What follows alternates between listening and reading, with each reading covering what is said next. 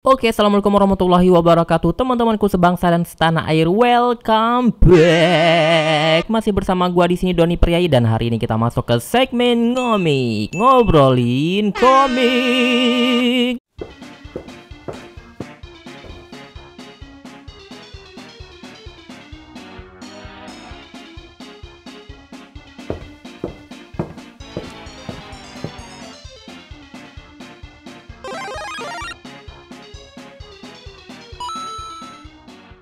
Oke teman-teman, jadi hari ini gue akan mereview sebuah komik yang sangat gue suka. Pengarangnya tentunya kalian udah pasti tahu lah ya, pengarang yang favorit gue itu siapa. Iya, Junji Ito. Jadi yang akan gue review hari ini adalah Jadi yang akan gue review hari ini adalah Junji Ito, Dissolving Classroom. Jadi seperti apa penampakan komiknya? Yuk langsung kita bedah saja.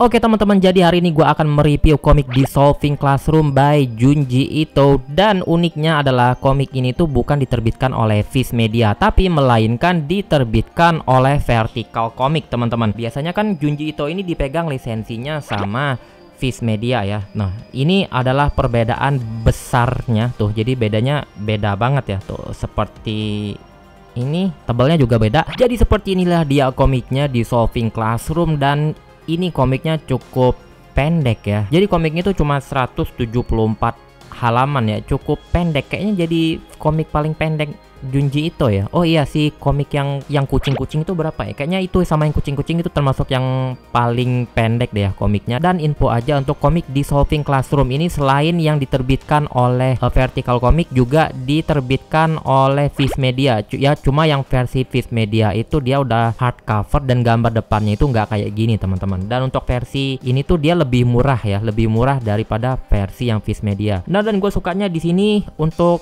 covernya itu dia udah emboss, jadi kayak timbul kayak gitu teman-teman. Dan untuk gambarnya sendiri tuh sebenarnya gue agak aneh ya, ini gambarnya kurang ini apa kualitas printnya ya, atau ini pokoknya agak sedikit beda sama yang versi Viz ya. Kalau yang Viz Media itu gambarnya tajam gitu teman-teman, ini agak gimana gitu ya, gue susah ngejelasinnya ya. Jadi nggak begitu tajam kayak gitu teman-teman. Nih teman-teman bisa lihat perbedaannya tuh, jadi kayak kurang tajam gitu teman-teman. Sekarang gua mau bahas untuk ceritanya. Untuk ceritanya sendiri di komik ini tuh formulanya sama ya, mirip-mirip sama formula yang ditawarkan di komik Tomie teman-teman. Tapi yang ini tuh menurut gua sedikit lebih bagus dari Tomie ya. Konsepnya tuh ceritanya tuh di awal sama ya, sama. Terus di cerita selanjutnya itu juga sama cerita yang pertama. Jadi intinya tuh awalnya kayak gitu dan berakhir dengan seperti itu teman-teman. Intinya tuh kayak gitu teman-teman ya. Kalau menurut gua sih Junji Ito ini dia lebih cocoknya bikin cerita-cerita pendek ya. Kalau seandainya dia bikin cerita-cerita yang panjang itu, yang one shot yang panjang, dia tuh terkesan apa ya, kayak agak membosankan gitu ya. Karena ceritanya tuh sebenarnya pendek, simple sebenarnya ceritanya, tapi dipanjang-panjangin yang membuat ceritanya itu menjadi agak membosankan teman-teman. Untuk pengembangan karakternya sendiri di sini tuh ya, karena ini nggak sepanjang Tomie, jadi nggak terlalu membosankan kayak Tomie ya teman-teman. Tapi menurut gua ya, kalian ketika membaca itu pengen cepet-cepet selesai gitu membacanya, karena ceritanya itu selalu sama ya. Paling di endingnya aja yang agak sedikit berbeda ya. Kayaknya kualitas kertasnya juga lebih bagus yang Viz ya. Ini agak kasar kayak gitu kan. Kalau yang Viz itu dia agak licin. Nah yang ini agak kasar kalau seandainya teman-teman pegang. Nah untuk ceritanya ini sendiri gua bakal cerita sedikit ya tentang luarnya aja ya. Jadi ini tuh bercerita tentang seorang kakak beradik kayak gitu, dan dia ini punya kebiasaan aneh, yaitu suka minta maaf kayak gitu teman-teman. Dan adiknya ini teman-teman bisa lihat lah dari bentuk wajahnya, jadi dia nih serem gitu. Nah si kakaknya ini kalau teman-teman lihat kayak gini kan kayak pemalu, pendiam kayak gitu kan. Ternyata dua kakak beradik ini menyimpan suatu misteri gitu. Nah di sini juga teman-teman bisa lihat ya, orang-orang di sini tuh kayak mencair kayak gitu. Gua spoiler sedikit ya. Jadi ceritanya ini si kakaknya ini suka minta maaf tanpa alasan kan. Lebay kayak gitu teman-teman minta maafnya. Semua orang tuh diminta maaf sama dia ya.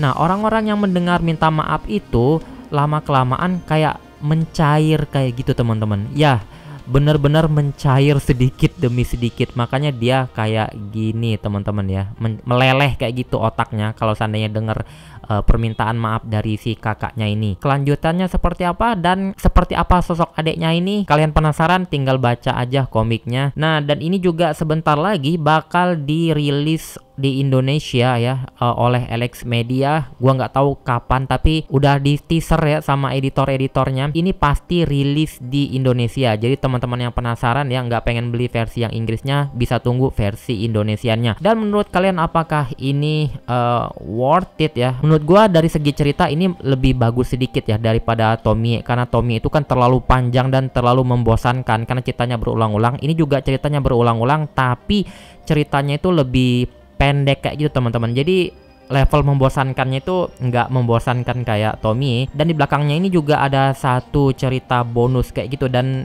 cerita bonusnya ini nggak banget ya. Jadi nggak jelas banget cerita belakangnya ini. Oke teman-teman, jadi sekian review gua hari ini. Semoga bermanfaat dan bisa menjadikan referensi buat teman-teman yang pengen ngoleksi si Dissolving Classroom buatan Junji Ito ini. Dan untuk akhir kata gue undur diri dulu. Wassalamualaikum warahmatullahi wabarakatuh dan dadah.